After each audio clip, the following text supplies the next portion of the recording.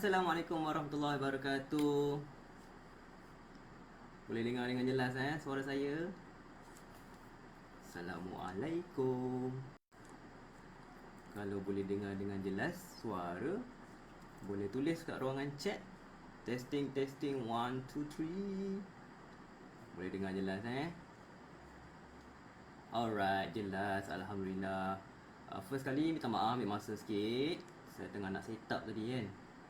Okay, alright. So, hari ni sebelum kita start, sedikit apa panggil penafian lah.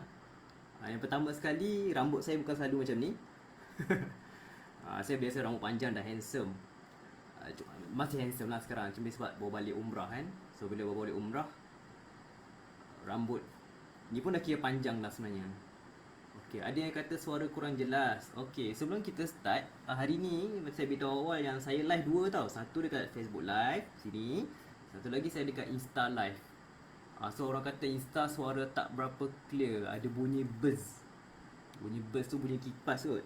Sekejap tunggu saya kena tutup kipas, lepas tu kita buka aircon sekejap. Cabut mic jap.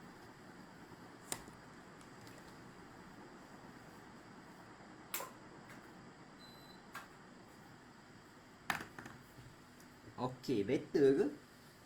Orang dekat Insta, Facebooknya harap jelas Facebook jelas sebab saya boleh pakai mic ni. Testing testing. Hello. Facebook okey. Sebab saya boleh live pakai ni. Tapi orang dekat Insta sebab saya pakai bunyi macam helikopter. Tu namanya kipas daripada laptop lah tu. So tak boleh buat apa, saya mohon maaf. Kalau nak jelas, anda boleh buka dekat Facebook Aiman Psikologi. Okay, so saya akan live ke dua-duanya sekali untuk hari ini. Pertama sekali, Assalamualaikum warahmatullahi wabarakatuh dan salam sejahtera sekali lagi. Hari ini kita akan berborak mengenai topik kesihatan mental spesifik kepada pemikiran overthinking. Okay, sebelum kita masuk lebih lanjut pasal topik ni, hari ni kita just borak-borak santai sahaja, tak ada nak serius-serius. Tapi perkongsian kita tetap berlandaskan daripada penjelasan yang sahih dan saintifik, insyaAllah. Okay, so pertama sekali, sekadar pengenalan. Suara tak apa clear Saya rasa siapa yang tengok kat Insta ni memang tak boleh buat apa lah. Sebabnya saya tak dapat nak connect.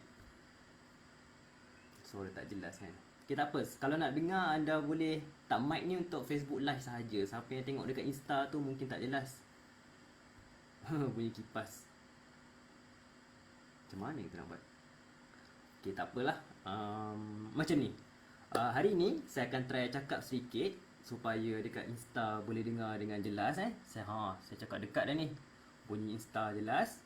Okay, untuk di rakan Facebook saya percaya suara dengan jelas. Okay, kita masuklah hari ni topik berkaitan dengan overthinking. So hari ni kita borak-borak santai. Kalau ada soalan anda boleh tulis di ruangan chat. Terima kasih, dapat ramai hadir. Ada yang dah boleh tengok Facebook, betul Izzat. Boleh tengok kat Facebook, lagi jelas dan siap ada paparan yang lebih cantik sebenarnya. Okay, alright. So hari ini kita akan cerita mengenai topik overthinking. Kalau ada apa-apa nak tanya soalan, anda tulis saja di ruangan chat. Sebab hari ini kita borak-borak santai. So kita start dengan permulaan lah. Orang kata tak kenal maka tak cinta. So nama saya ialah Aiman Amri, atau lebih dikenali sebagai Aiman Psikologi. Yang suara tak apa jelas tu sebab kipas daripada laptop. Sebab saya live dua sekali. Satu dekat phone, satu dekat Facebook. So kalau nak jelas, boleh tengok dekat Facebook Live. Okay. So topik kita berkenaan dengan hari ini, saya ceritakan sedikit pengenalan ringkas. Saya bidang dalam psikologi, buat degree berkaitan dengan psikologi. Kemudian sekarang sedang menyambung master dalam bidang psikologi di UIA Gombak. Tapi jangan panggil saya Brother Aiman. Geng-geng UIA bolehlah panggil Brother Aiman Okay. So hari ini kita akan cerita pasal topik overthinking.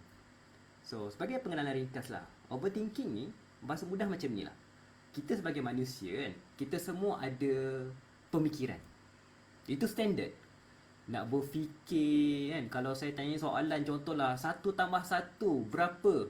Dalam kepala terus terfikir 2 Dalam bahagian otak kita yang memproses bahagian pengiraan nombor tu, dia akan terus kata 1 tambah 1 berapa? 2 Dia terus fikir macam tu, automatik. Siapa yang tengok kat IG saya mohon maaf tak apa jelas sebab dekat IG memang sebab tak ada mic direct. Tapi saya dekat Facebook boleh dapat mic direct. Okay. So basically bila sebut pasal berfikir ni, itu normal. Manusia semua ni normal. Dan untuk faham mudah pasal konsep overthinking ni, saya bagi satu kisah lah, kisah ringkas. Katakanlah ada seorang lelaki nama Saleh. Lelaki nama Saleh. Kalau ada perempuan pun tak apa, kita gender equality, ada Salehah. So Saleh dengan Salehah ni adalah individu yang dibesarkan dalam keadaan mak ayah dia selalu kata dia ni tak guna. Mak ayah dia selalu kata macam tu. Dan bila dia dapat result daripada exam pun, contohnya dia dapat 7A 1B dekat PMR. Kalau masa dia lah PMR sekarang kan. Dia kata 7A 1B. Kalau masih dia kata macam tu dan akhirnya mak ayah kata, kenapa kau dapat B ni? Kenapa tak dapat A? Dan bila dia dapat 8A pula, mak ayah dia compare pula. Kau patut tengok jiran kau tu. Tengok anak jiran makcik sebelah tu. Dia dah dapat 8A. Koko dia dapat power. Siap dapat wakil sekolah, pergi wakil negeri, masuk ke peringkat antarabangsa. Dan dia membesar kat dalam macam tu. Exam dari segi Rahmat lol. Exam dari segi kejayaan, even seharian pun tolong buat kerja dekat rumah ke, tolong masak. Selalu yang pertama kena compare. Yang kedua asyik dikaitkan dengan orang lain. Maksudnya macam macam tadi lah, cuba tengok jiran kau sebelah. Dan bila dia buat macam ni, dia lama-lama dia membesar dalam keadaan merasakan bahawa dirinya tak ada nilai. Dia rasa macam dirinya tak ada nilai dan akhirnya dia rasa macam, aku dah dapat 8A, tapi kenapa masih mak ayah aku kata macam ni? Aku dah dapat 1. Dia membesar keadaan macam tu. Dan akhirnya apa yang jadi menyebabkan dia rasa bahawa diri yang pertama tak ada nilai, yang kedua dia tak ada identiti. Identiti tu terbina kalau kita ikut daripada siapa nama mamat tu? Erik Erikson.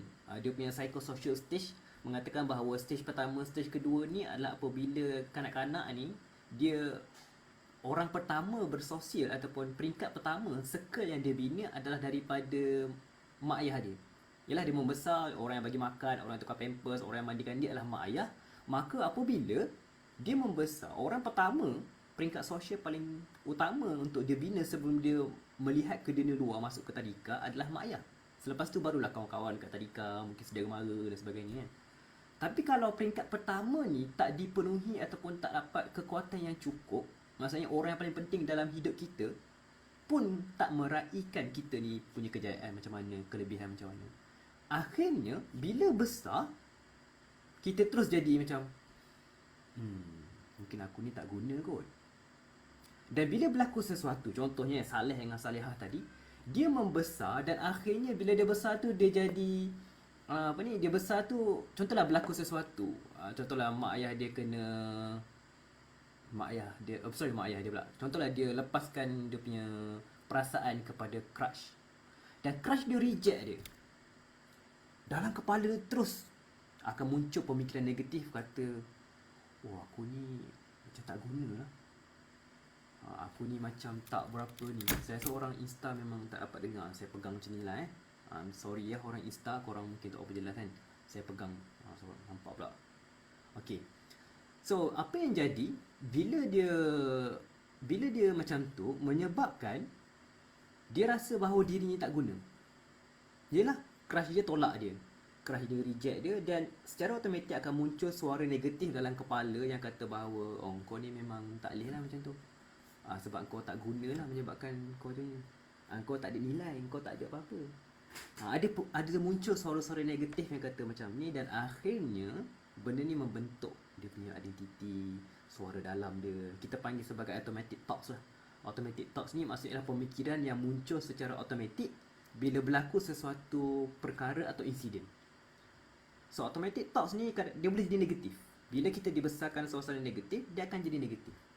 So apa jadi bila dia besar, benda ni menjadi seolah macam identiti. Sebab apa? Sebab suara negatifnya begitu. Saya rasa orang Insta, sekejap, kesian saya tengok orang Insta ni. Mungkin casing ni kot. Sekejap saya cabut. Casing ni agak tebal mungkin. Seorang boleh dengar lah orang Insta sekarang. Okay, so apa yang jadi, benda ni membentuk dia punya suara dalaman, dan bila berlaku sesuatu, seolah macam suara ni akan terus berkata-kata dengan dia. Bila berlaku sesuatu rejection contohnya, macam contoh crush tak lepas masalah pada dia kan. Ataupun bila dia berlaku sesuatu dekat contohnya dia gagal peperiksaan, dia akan mempersoalkan apa dia rasa. Dia akan mempersoalkan everything yang berlaku pada dia, dan akhirnya menyebabkan dia menjadi rasa macam dia tak guna. Dia rasa macam dia tak okey. So dia rasa macam dia tak ni. So apa yang jadi, benda ni semakin besar, semakin besar, semakin besar. Dan bila dia berlaku, contoh berlaku sesuatu peristiwa yang teruk tadi kan, berlaku sesuatu peristiwa macam tu, menyebabkan bila suara jadi macam tu, dia mulalah benda tu suara negatif. Dan bila pemikiran banyak macam ni, dia nak luahkan pada kawan. Kan pemikiran negatif ni kan dia macam ibarat kita bawa satu beban dalam kepala. Dan kita asyik berfikir, dan benda ni panggil sebagai rumination kan. Ruminating thoughts. Dan bila dia luahkan pada kawan, contohnya kan, dia kata, bro, dia kata macam mana? Contoh sister ataupun kawan, bro, kau tahu tak, aku ada masalah tau. Aku ada rasa macam, itulah ada cerita lah, aku rasa macam diri aku tak guna. Kenapa orang tu reject aku Kenapa aku punya exam fail lah? Kau semua lulus, kawan-kawan semua lulus, tapi kenapa aku seorang fail Dia mula mempersoalkan dirinya. Dan kawan dia pula kata kat dia, kau ni jangan fikir sangat pasal ni. It's just in your mind. Kau jangan fikir sangat pasal benda ni. Kau jangan terlalu fokus sangat apa pemikiran negatif ni, semua adalah satu bisikan syaitan contohnya kan. Ataupun dia kata kau ni terlalu fikir banyak sangat. Cuba kau move on je. Kau tak payah fikir sangat pasal tu. Aku cerita kat kau ni sebab aku percaya. Tapi kau kan dalam hati dia rasa macam tu. Aku fikir kat kau ni, aku cerita kat kau, aku luahkan kau sebab aku percaya kat kau. Tapi kau cakap macam ni kat aku. So lama-lama bila kita cuba nak cerita bahawa tak, apa yang aku ni, aku bukan boleh move on macam tu je. Kau fikir sangat lah pasal ni. Kau terlalu fokus sangat pasal suara negatif ni. Cuba kau positif sikit. Ataupun kau move on je pada tu. Jangan fikir sangat. Busykan diri. Which is betul. Nasihat tu betul. Tapi bila berlaku macam tu, menyebabkan orang yang ada pemikiran negatif ni tak rasa diiktiraf. Sebab dia struggle dengan benda ni.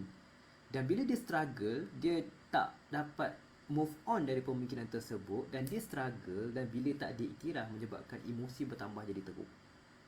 So inilah kita panggil sebagai overthinking, salah satu penjelasannya.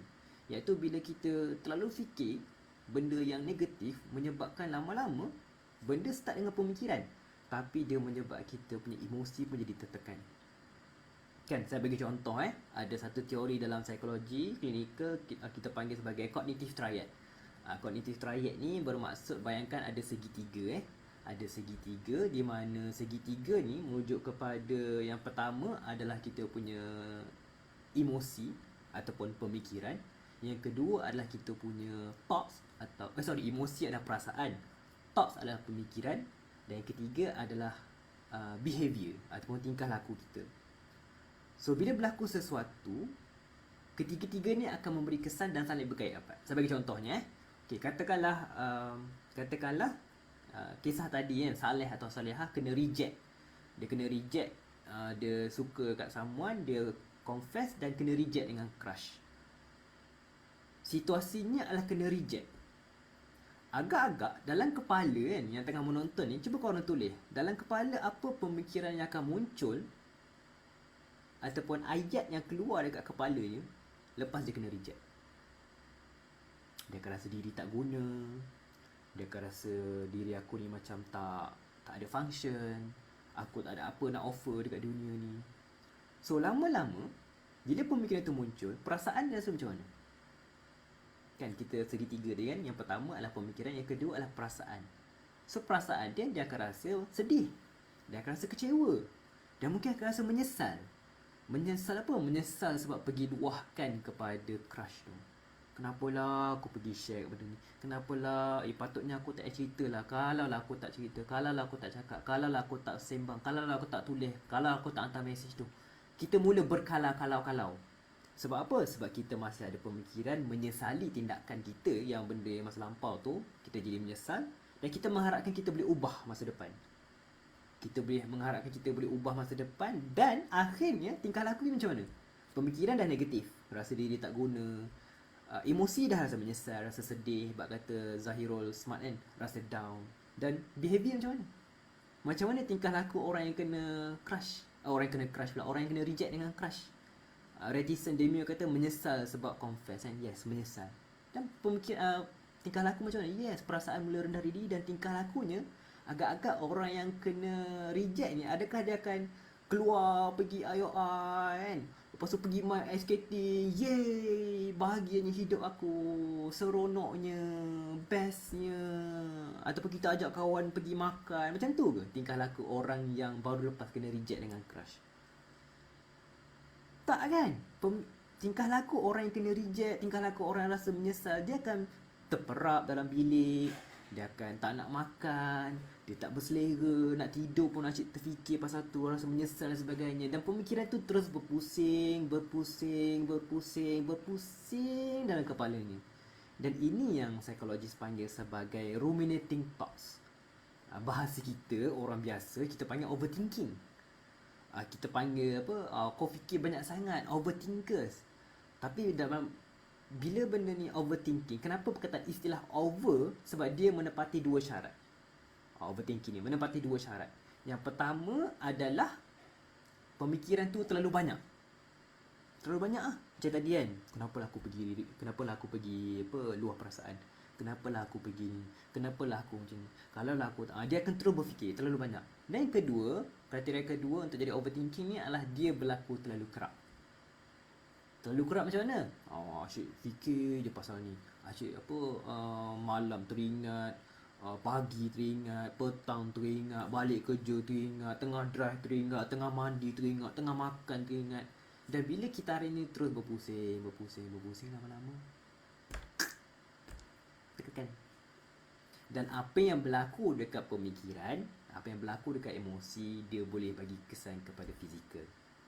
Kita tak boleh nafikan ada kaitan antara emosi dan fizikal. Badan dan mental kita ni saling berkait rapat. Orang yang dilamun cinta, macam mana dia punya perasaan? Happy kan, seronok, bertenaga, bersemangat.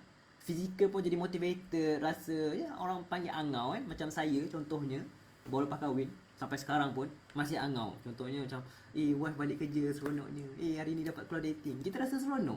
Sebab apa? Sebabnya situasi tu positif dan emosi kita positif, baik, maka tingkah laku pun akan jadi positif. Tapi kalau sebaliknya, orang tu jadi situasi yang negatif, macam tadi kena reject, fail exam, kena marah, kena compare dan sebagainya, menyebabkan dia punya tingkah laku pun akan jadi negatif lah. Jadi inilah antara yang kita cuba nak sentuh dalam bengkel nanti. Bengkel apa? Bengkel berkaitan dengan topik overthinking 18 Februari ni. Boleh tengok link dekat ruangan chat, saya ada letak, dan korang boleh scan QR code juga kat sini. Tu tak apa, korang boleh scan QR code kalau berminat. So sekarang kita buka sesi soalan. Okey? Tapi sebelum saya buka sesi soalan, saya dah cerita pasal masalah kan. Kita dah sentuh pasal masalah. So kita tutup lah dengan sedikit konklusi lah. Kalau tak nanti korang yang dengar ni macam, Aiman duk cerita masalah, duk cerita apa problem, tapi apa solution? Kan? Tak habis program ni, malam ni asyik teringat, tengah tidur macam, kenapa lah tadi tak cerita pasal solusi kan? Bangun pagi esok nak makan cereal tu ternampak muka saya, kenapa lah Aiman tak cerita pasal solusi? So solusinya, kita nak kata solusi tu tak adalah selalu solusi, tapi lebih kepada benda yang kita boleh buat untuk mengurangkan tekanan tersebut. So apa contoh mengurangkan tekanan? Yang pertama adalah belajar untuk relax. Apa maksud belajar untuk relax? Maksudnya kena letak dalam kepala, fikir bahawa orang yang tengah tertekan, orang tengah overthinking, badannya akan berada dalam fight or flight. Fight or flight ni macam kita nampak anjing kan. Contoh kita nampak satu ancaman, nampak serigala, kita akan jadi nafas jadi cepat, dan akhirnya menyebabkan kita menjadi semakin tertekan, dan badan kita selalu rasa tight. Jadi macam mana kita nak relax? Yang pertama adalah kita breathe. Kita tarik nafas. Macam mana tarik nafas?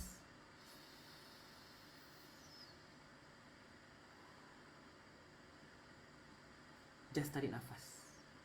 Tu je. Bila kita tarik nafas, dia bantu kita untuk jadi diri kita lebih tenang. Orang tengah tertekan, orang tengah overthinking, nafas dia cepat. So bila kita perlahankan nafas kita, tarik, hembus, tarik, hembus, dia akan perlahankan balik tekanan kita tadi. Yes, sebab kata Fatih Muhammad, belajar untuk relax. Okay, Syazana jangan risau, habis je live ni, video ni automatik akan jadi rakaman. So boleh tonton bila-bila So yang pertama adalah kontrol pernafasan. Yang kedua, ada satu pepatah kata, when in depressed, read. When in anxious, write. Bila rasa murung, baca. Bila rasa anxious atau rasa gelisah, tulis. Apa maksudnya? Bila kita rasa murung, kita rasa kosong. So kita isi kekosongan tersebut dengan membaca. So membaca, boleh baca buku, ataupun baca Quran, atau baca apa-apa artikel yang menyebabkan kita rasa seronok atau belajar benda baru. Tapi bila rasa gelisah, pemikiran terlalu banyak, maka kita bawalah menjadi write. When in anxious, write. Tulis. Kenapa tulis? Dekat sini penting bila saya kata tulis untuk deal dengan overthinking ni, literally kena tulis. Bukan type. Bukannya ambil apa keyboard tu dekat komputer, lepas tu kita type. Hari ni. So bila type tak sama, dia kena tulis. Literally ambil pen, kertas dan tulis. Nak tulis apa? Tulis je apa-apa je, tak kisah. Tulis apa saja, tak ada format, tak ada ni, nak buat diagram boleh, nak buat apa? Nak buat bentuk apa point pun boleh, nak buat karangan pun boleh. Apa saja asalkan kita tulis. Sebab bila kita tulis, kita akan fokus satu persatu. Beza dengan overthinking thinking ni pemikiran kepala laju tau. Dia macam fikir pasal exam. Aku dah study belum? Alamak, ni tak baca lagi. Ni buku tak ni tak baca, ni tak set lagi. Dia laju, pemikiran ni laju. Tapi bila tulis, kita akan fokus apa yang kita nak tulis waktu tu. Contohnya sekarang kan, saya ambil kertas. Ni bukan kertas lah, ni iPad, tapi faham lah Contoh anda kertas, anda tulis. Contohlah 5 benda yang aku menyesal lepas aku luah kepada crush tadi. Tulis lah. Yang pertama, mungkin timing tak betul. Waktu tu dia tengah makan, dan aku message dia pukul 7 malam, dia tengah dinner. Yang kedua, aku rasa sepatutnya aku diam je. Kalau aku luahkan, bila aku luahkan macam ni, dia rasa takut sebab kita orang kawan baik, dan akhirnya dia jadi macam ni. Kemudian yang ketiga, apa lagi? Tulislah 5 sebab kenapa aku menyesal. Dan bila kita tulis, anda perasan tak? Bila saya tulis point nombor 1, kita akan fokus yang tu je. Pemikiran kita akan fokus pada point kita nak tulis. Kemudian bila kita masuk yang kedua, kita tulis tadi, aku menyesal, patut timing kena betul. Waktu saya tulis tu, pemikiran fokus apa yang kita nak tulis. Dan itu membantu kita untuk release daripada overthinking tadi tu. So bila kita tulis. Bila kita rasa anxious kita tulis, dan itu yang buat kita rasa lega. Okay. Kemudian tips yang ketiga, sebagai teknik cara untuk membantu overthinking kita, yang ketiga adalah kita kena fokus balik, ingat balik konsep overthinking ni ibaratnya macam kita punya earphone tengah berseligat. Saya tak ada ada earphone. Contohnya ini saya punya earphone. Saya tahu zaman sekarang orang semua pakai bluetooth kan. Tapi katakanlah ni earphone kan, bila kita nak dengar cerita, nak pasang lagu kan, adakah anda, contohlah tengah berseligat tadi macam ni, sekejap saya seligatkan dia balik. Contohlah bila kita simpan keluar daripada almari, dia akan berseligat macam ni, betul tak? Kan dia akan berseligat macam ni. Ada tak mata bengkak tak cukup tidur? Okey, terima kasih kerana bertanya. Okey, apa tadi hilang dah point. Okey, so ingat bila kita nak dengar lagu, adakah anda akan macam ni? Do you listen to your song dengan earphone lagu, cocok macam ni, kanan masuk kiri, lepas tu masuk phone, cocok, lepas tu dengar lagu. Ada tak kita buat macam ni? Tak ada kan? Biasanya bila kita nak dengar lagu tu, earphone tu, kita buka satu-satu, betul tak? Kita leraikan dia. Tengok saya terus, saya leraikan Okey, bagi straight. Oh, cantik dah. Okey, dah cantik macam ni. Barulah kita pakai earphone kanan, earphone kiri, dan kita cocok. Betul tak? So konsep sama. Bila orang yang tengah overthinking, pemikirannya tengah berserabut dalam kepalanya, ibaratnya earphone tengah berseligat macam ni. Cara nak meleraikan earphone tengah berselirat ni adalah kita luahkan. Kita cerita kepada someone. Tulis tu salah satunya, bercakap pun satu juga. Sebab pemikiran kita ni, lagi kita pendam, lagi dia akan rasa berat. So bila kita luahkan, kita leraikan, contohnya kita bercerita pada kawan, kawan tu mendengar, kawan tu memahami. Semakin kita cerita, semakin dia lerai. Semakin kita cerita, semakin dia straight. Dan akhirnya bila kita dah habis cerita, lega. Dah habis dah. Dah lega dah. Dan ini yang kita nak capai dengan sesi mula luah perasaan. So ada orang bertanya dekat ruangan chat, Farahim. Farahim kata macam mana nak berdepan dengan orang yang overthinking. Inilah contohnya. Orang overthinking, yang pertama sekali kita kena bagi dia buka hati dia. Buka hati ni maksudnya adalah buka hati ni maksudnya adalah dia nak bercerita kepada kita. Kalau kita letakkan dia dalam keadaan dia tak nak bercerita contohnya, dia takkan cerita lah. So pastikan dia rasa nak cerita pada kita. So macam mana nak bagi dia rasa cerita pada kita? Kita kena bina lah satu istilah dia panggil sebagai rapport.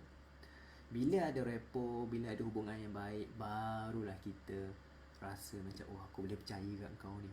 Aku boleh aku percaya kat kau, aku nak ceritalah kat kau.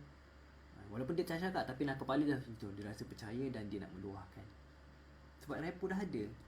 So macam nak bina rapport ni, yang pertama of course kawan baik, kawan rapat. Yang kedua, kita sendiri kena bina suasana yang boleh dipercayai tu. Contoh kalau kita tanya dia, kau apa khabar, okey tak ni emosi kau ni? Tapi kita tanya waktu tu tengah kat kedai mamak. Kedai mamak, orang semua datang order, orang tengah main bola, tengah isap okok, isap vape sana sini semua, ada orang main lato-lato semua kan. Kita tanya dia soalan yang sensitif, memanglah dia tak nak jawab. So pastikan suasana nak bertanya tu adalah suasana yang ada privacy. Contohnya dalam bilik, dekat rumah, dekat library, dekat kedai kopi, tak ada orang dan sebagainya. Okay? Suasana tu mesti suasana yang membina kepercayaan tu. Kemudian yang kedua, nak berhadapan dengan overthinking ni, kita kena ingat konsep validation dan juga acknowledgement. Apa maksud validation? Maksudnya validation macam ni. Kita raikan, kita iktiraf bahawa dia tengah struggle. Kita iktiraf dia punya overthinking tersebut. Tapi validation tak semestinya agreement tau. Tak bersetuju. Bukan kalau aku validate maksudnya aku setuju apa kau cakap. Contohnya kawan kita ni hilang pen dan dia ada overthinking, dia fikir negatif pasal hilang pen. Dalam kepala kita fikir balik, dia ni hilang pen je, kenapa kau nak sedih sangat? Walaupun dalam kepala kita fikir macam tu kan, sebab bagi kita hilang pen, apa yang nak sedih sangat kan?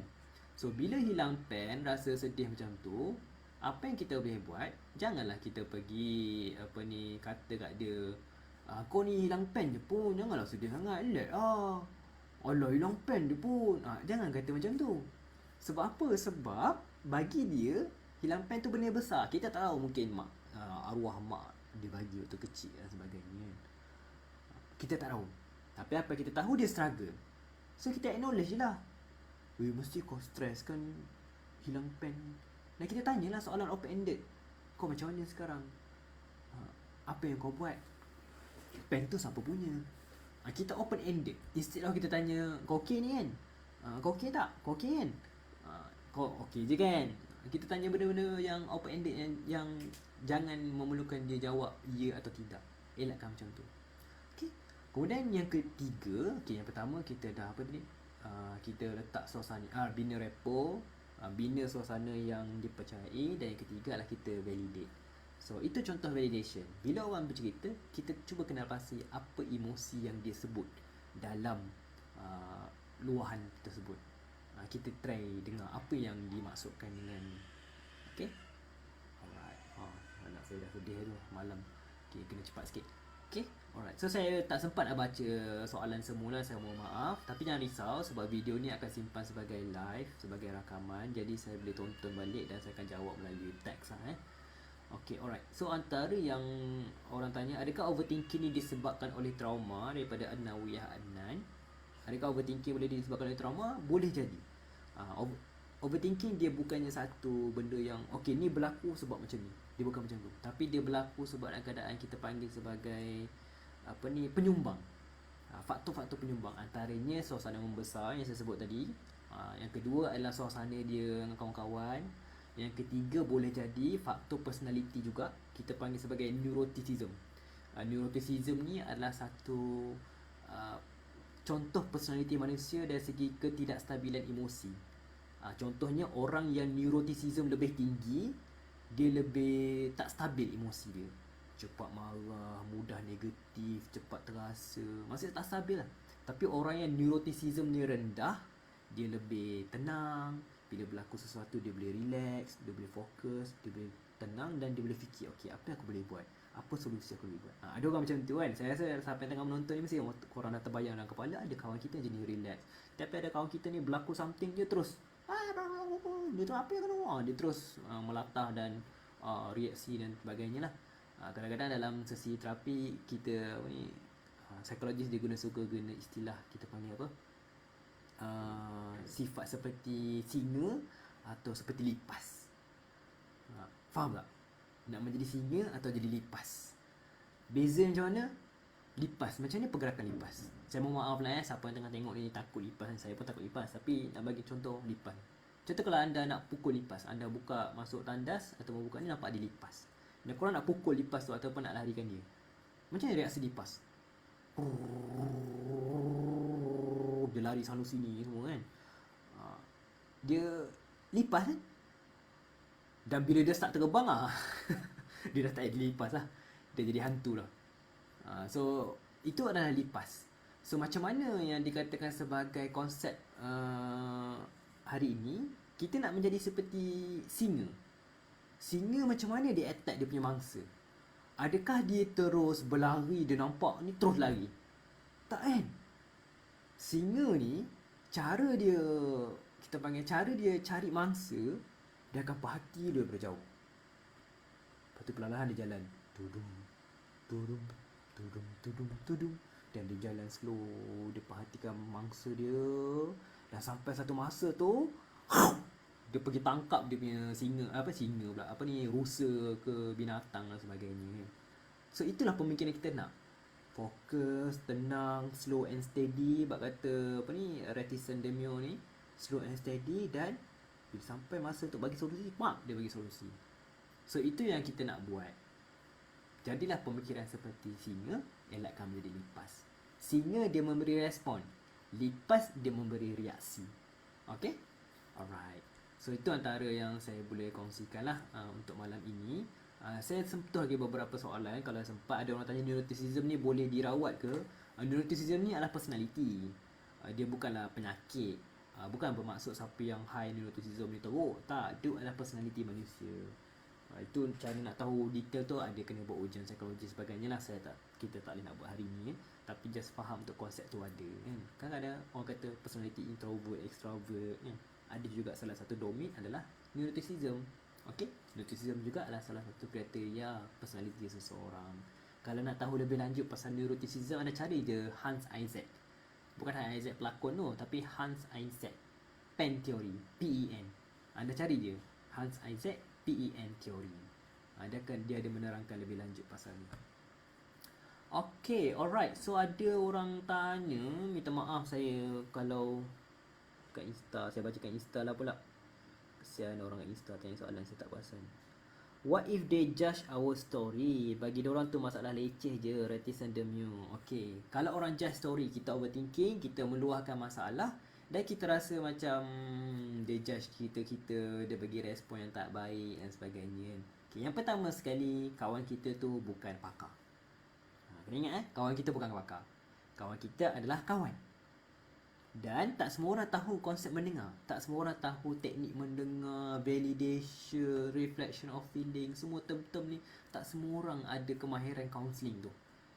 Jadi, yang pertama sekali, kita anggap tu dulu. Dia adalah orang biasa, dia bukan pakar. So, kalau dia tak up to standard, tak apalah. Bukan bermaksud tak apalah kita maafkan dia, terima, bukan. Tapi lebih kepada benda tu di luar kawanan kita.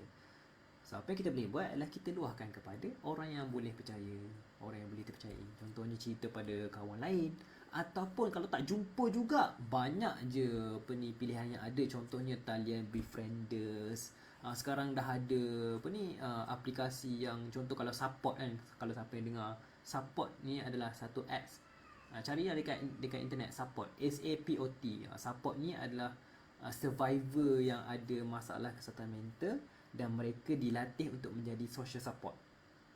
Carilah support.app. SAPOT. Cari je.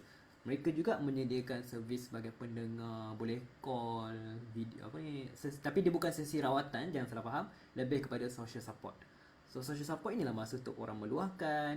Dan lagi bestnya kalau korang ada diagnosis, contohnya kan, contohlah ada peserta yang penonton kat sini kata dia ada diagnosis sekian-sekian, contohlah dia ada generalized anxiety disorder dan dia nak bercerita masalah.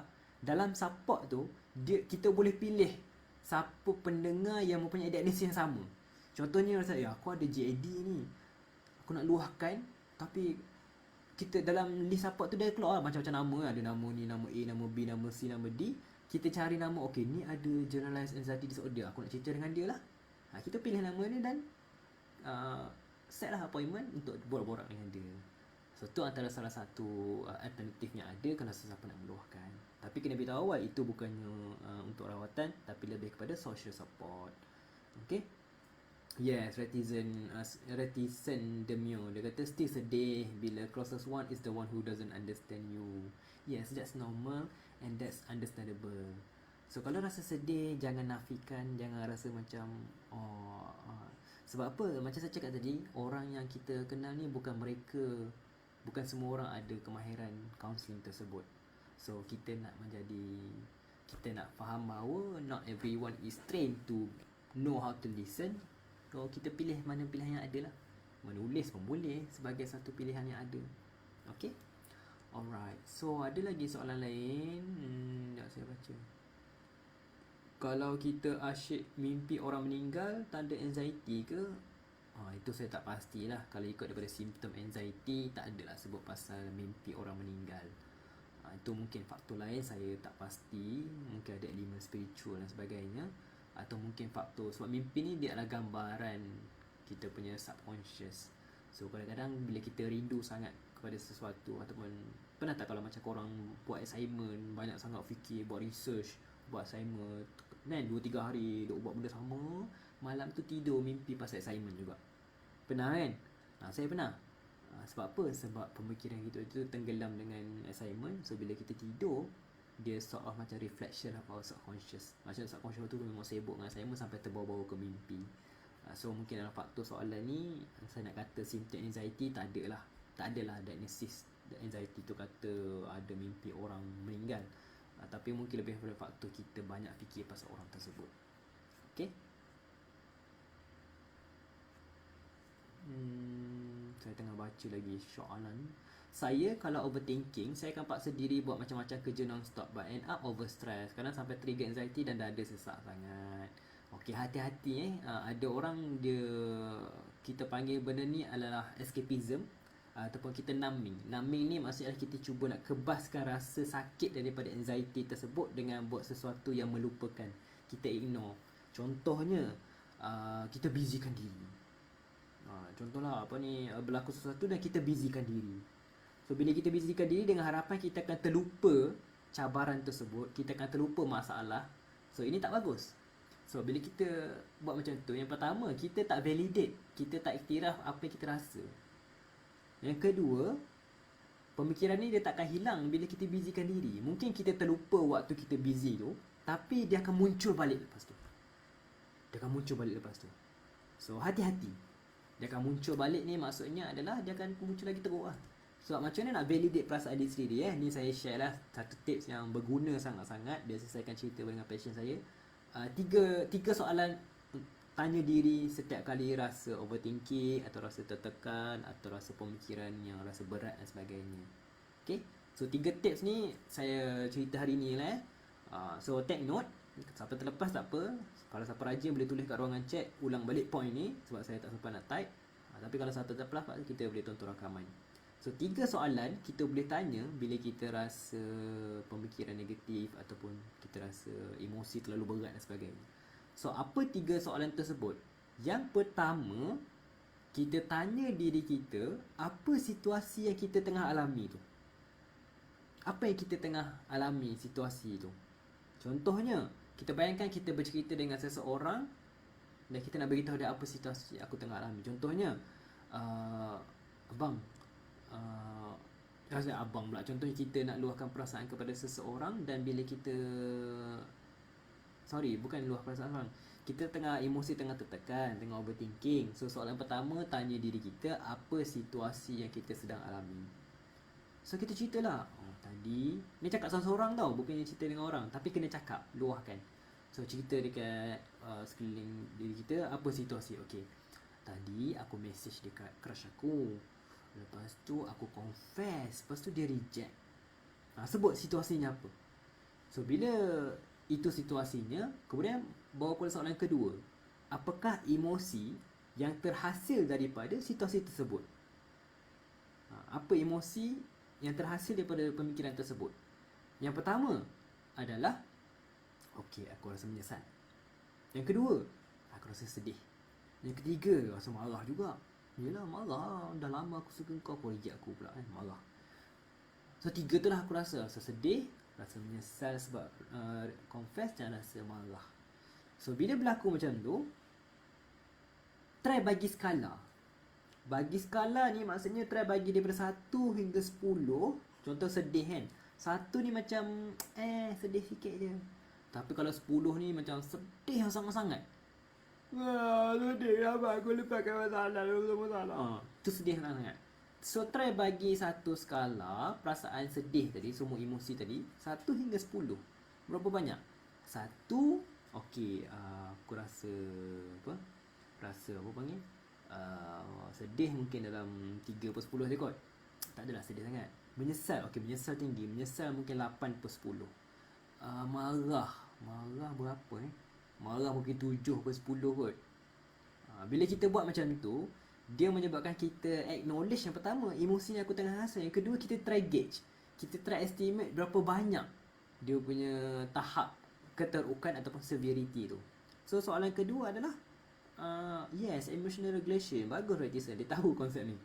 So bagi skala, maksudnya kita try gauge berapa banyak severity emosi tersebut. So kita dah listkan lah, sedih 3/10, marah tu mungkin 7/10, menyesal tinggi 8/10. So itu lah soalan kedua. Soalan yang ketiga yang kita boleh buat adalah kita self-talk. Apa maksud self-talk ni? Self-talk ni maksudnya kita cakap kat diri kita seolah-olah kita mengharap apa orang cakap pada kita. Contohnya macam ni, it's okay Aiman, benda dah lepas, kau dah luahkan masalah kau dah luahkan kau punya confession pada crush tersebut dan dia reject. Dan sekarang kau rasa sedih kan, kau rasa menyesal dan kau marah juga sebab kau dah penat simpan perasaan pada dia. Bila nak beranikan diri nak confess, tiba-tiba dia tak nak terima. Kau rasa marah kan. It's okay man, kau boleh rasa marah. It's okay, kau boleh rasa sedih. Kita cakap macam tu. Kita cakap seolah-olah macam mana kita nak orang cakap pada kita. Dan bila kita buat macam tu, kita self talk sambil kita ada tepuk bahu lah. Ada orang kalau dalam cerita Three Idiot kan, dia kata all is well, all is well, all is well, all is well. Apa saja cara, ada orang buat butterfly heart, ada orang dia macam apa saja cara lah yang menyebabkan anda ada gesture pada diri sendiri. You self talk untuk mendapatkan closure tersebut. Sebab overthinking kan kita tak dapat move on. So bila kita buat closure, kita buat pemikiran tersebut, dia akan dapat closure dan akhirnya kita rasa lega lah langsung. Dia of course tidak lah lepas kita buat 3 soalan ni terus habis tu terus dah tak overthinking lah. Dia bukanlah macam tu. Dia bukannya terus hilang overthinking tu, tapi dia menyebabkan berkurang dia punya tekanan tersebut. So dia menyebabkan dia berkurang tekanan tersebut. So mungkin awal-awal tu tekanan dia macam tu, tapi lepas kita dah buat ni, dia dah dapat closure sikit, dah kita pun cakap sendiri apa yang kita nak dengar. Lama-lama dia cakap kurang sikit. Lama-lama dia masih ada overthinking, tapi sekurangnya dia tak jadi overthinking lah, dia jadi thinking. Itu yang kita nak. Kita nak mengurus pemikiran kita, bukan nak menghilangkan pemikiran. Sebab pemikiran akan terus berlaku. Sebab kita panggil istilah automatic thoughts. Apa yang kita nak buat adalah kita nak mengurus. Okay? So saya harap saya punya sharing hari ni membantu. Saya mohon maaf saya tak sempat jawab semua soalan yang ada. Siapa yang tengah menonton kat Facebook, jangan risau. Habis je video ni, dia akan jadi sebagai rakaman, boleh tonton bila-bila. Kemudian mereka yang tonton dekat IG pun sama. Saya akan share balik video ni, saya akan save dan akan share balik dalam story. Anda boleh tonton bila-bila anda nak, tak ada masalah. Okay? Alright. So kalau ada apa masalah, anda tanya je kat ruangan chat. Saya cuba jawab melalui teks. Saya mungkin tak jawab melalui saya tak jawab melalui video. Mungkin soalan last lah, kebetulan ada orang tanya kan. Poin utama ialah komunikasi. Sebab manusia dicipta tak boleh baca fikiran orang lain. Soalan berapa tempoh masa digalakkan untuk overthinking kepada thinking. Tak adalah spesifik tempoh masa. Sebab dia dipengaruhi oleh personality, oleh persekitaran, oleh suasana sekeliling, oleh layanan orang kepada kita. So dia tak adalah satu formula spesifik macam tu lah. One thing about psikologi manusia ni, dia tak ada satu macam spesifik macam tu tau. Dia selalunya depends. Dia bergantung. Sebab lain orang, lain cara, lain suasana, lain situasi, lain masalah, lain personality. So dia akan jadi pelbagai jenis. Okay? So saya boleh bagi guidance, tapi dia tak adalah spesifik macam tu. So sesiapa yang nak belajar lebih lanjut, anda boleh, saya menjemputlah kepada anda untuk join bengkel yang akan berlaku pada 18 Februari ini. Macam nak tonton, anda buka scan scan je QR code dekat sebelah saya ni, print screen video ni dan anda scan code ni, ataupun anda boleh tengok ruangan chat, saya ada letak link. So video bengkel tersebut saya cuma buka kepada 25 dalam satu sesi tu. Dan last saya check, tinggal 4 seat je. 4 ke 5 lebih kurang lah. Tinggal 4 ke 5 seat saja. So bengkel ni berlaku secara face to face for the first time sejak pada pandemik. Alhamdulillah, dan boring nak asyik tengok webinar je. Tapi siapa yang tak dapat datang, tak ada masalah. Kalau siapa pergi ke Bangi, yang program tu dekat Bangi, tak dapat datang pun tak apa, it's okay. Sebab nanti March 11 March kita akan buat satu convention besar-besaran berkaitan dengan kesihatan mental one-on-one, iaitu basic berkaitan dengan kesihatan mental. Alright, so itu just stay tune, keep following dalam Instagram ataupun dalam Facebook saya, dalam Telegram saya akan share pasal benda ni, it's okay. So saya mengucapkan terima kasih kepada mereka yang menonton hari ini. Saya mohon maaf kepada geng IG sebab anda tak berapa dengar suara tadi kan. Sebab saya live IG ni pakai saya punya wife iPhone. So saya tak tahu, rupanya iPhone tak dapat connect dengan mic ni. Punyalah tadi dah sambung kan, tapi dia tak connect pun, sedih juga lah. Tu yang saya try cakap, tak menyala pun. Tapi geng kat Facebook okey lah, geng Facebook dia dapat mic wide macam ni nampak ni. Test 1 2 3. Okay. Alright, so insyaAllah nanti kita akan buat live lagi. Untuk next live saya akan gunakan konsep lain sikit, iaitu kita nak lukis-lukis sikit. Malam ni saya tak sempat lukis-lukis lah sebab buat live malam ni memang agak last minute. Tengah mandi kat luar, mandi air panca kat luar tadi dengan anak-anak. Tiba fikir malam ni buat live lah. Saya pun ambil phone, tulis, okay, jom kita live malam ni. So on the spot lah, video ni, event editing semua bawah ni pun baru buat tadi je. So next time InsyaAllah lebih bersedia. Saya akan ada proper slide, mungkin ada lukisan dan sebagainya untuk lebih memudahkan penjelasan hari ini. Okay? So pada mereka yang menonton dekat IG, nak lagi best ni tonton kat Facebook. Sebab Facebook saya tunjuk sikit macam mana dia punya paparan dia. Ni Facebook sedap sikit kan, dengan ada gambar belakang. So ini saya tunjuk contoh Facebook lah, sebab saya pakai OBS, so sedap sikit. Okay, so siapa yang tengok dekat Instagram, join lah dekat Facebook kan. Tengok kata Facebook ni orang tua je. Tak ada lah, ada je orang muda. Okay, alright, so terima kasih. Saya rasa sound dekat IG lagi kuat daripada sound dekat Facebook. Zarif Khalil. Itulah sebab saya baru letak ni depan mata macam ni. So bila letak depan mata ni, mic lagi dekat. Dekat Facebook tadi dia ada terputus sikit. Tapi it's okay. Next time insyaAllah. Okay, so minggu depan saya akan buat live satu lagi, last. So nantikan kita akan cerita lebih lanjut tips lain pula berkaitan dengan overthinking. Okay, alright, saya rasa itu saja daripada saya. Terima kasih. Assalamualaikum warahmatullahi wabarakatuh. Thank you so much for attending. Okay, Assalamualaikum warahmatullahi wabarakatuh.